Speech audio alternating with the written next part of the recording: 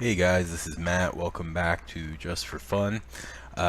This deck tech is about the Sam Black Dredge deck as featured on Star City Games. This is a little different than his version for budget and preference purposes, both. First off, I wanted to keep the mana totally Grixis, so we didn't need to devote any sideboard spot to land. To play green. Also, I did not think Grave Troll was really necessary for the deck. As a finisher, I wanted to rely more on going wide than going big.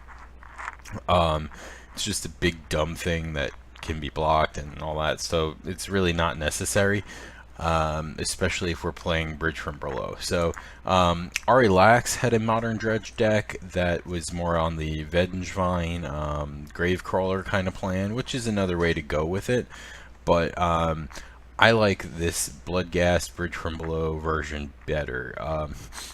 You would think that, the biggest creature in the deck is the 3/3. You might think you'd have trouble finishing people off, but trust me, you can kind of go off with this deck. It's pretty cool. So, very few lands, 18 lands. We've got 16 ways to get things into the graveyard. Actually, really, it's more like 18.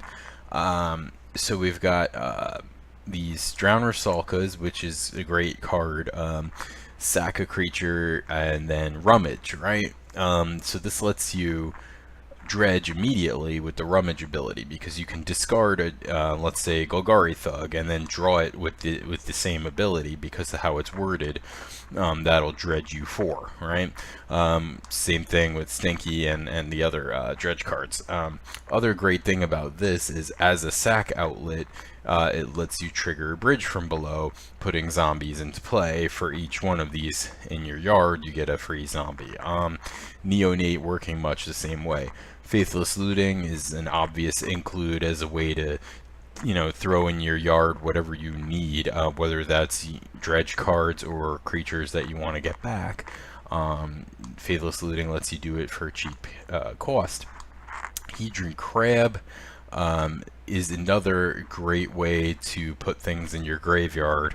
It's like it doesn't say dredge on it, but this is basically these are dredge cards. Basically, I might as well just put them in here. You'll notice there's very few actual lands and quite a few. We've got 1, 2, 3, 4, 5, 6, 7, 8, 9, 10 fetch lands in the deck. So triggering this, but targeting yourself. So the first thing that's funny about this is it looks like a mill card, and so if you open on, like, say, Watery Grave, Hedron Crab, your opponent's going to think you're playing mill, which is hilarious. Then next turn when you fetch and target yourself, mill yourself 6, they're like, what? And then they figure it out. Plus, this is a great thing to chump block with. In order to trigger Bridge from Below, or to sack to Drown Rusalka to trigger Bridge from Below, and or to dredge further in your deck. Dark Blast, mostly there to Dark Blast your own Narcomoebas or your own Bloodghast to get more zombies. Because of how Bridge from Below works, if you're killing your opponent's creature, it exiles your Bridge from Below. So you don't really want to kill your opponent's creatures if you can avoid it. You basically just want to get a big enough battlefield presence to kill your opponent in one shot. That's really what you're trying to do with the deck, more or less. How do we do that? Well, Bloodghasts come back with your land drops, which is another reason to play lots of fetch lands. Narcomoebas come into play off of Dredge.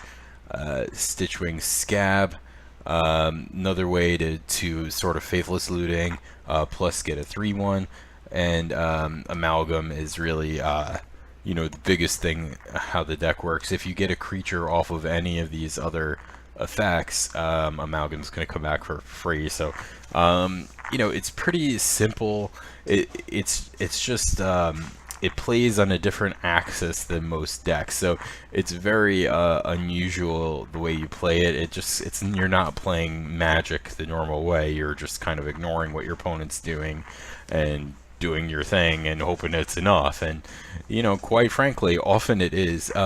My version is totally soft to hate. I don't have like a really great sideboard yet.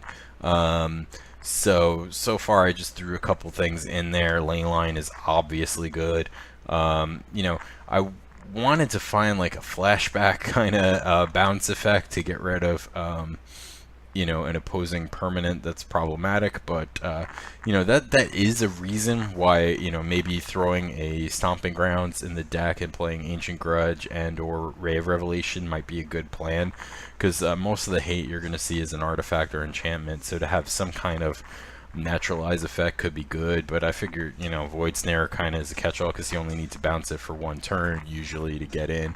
Raven's Crime, another sort of dredge in a way, in a sense, you know, way to get rid of your opponent's cards in hand that could be problematic, you know, in the first place. So that hasn't worked out. Neither of these cards are working out for me that well. So you know, I'm thinking the solution might be just play Splash Green just for maybe like Abrupt Decay, but even that, if you mill it, you know, most of the time you're gonna have, say, less than 20 cards left in your library, so you know, things that you can't cast from the graveyard don't seem that great to me. So I'm thinking Ray of Revelation and Ancient Grudge might be a good plan, off of like a Stomping Ground or something like that. That probably wouldn't fuck up your mana too bad.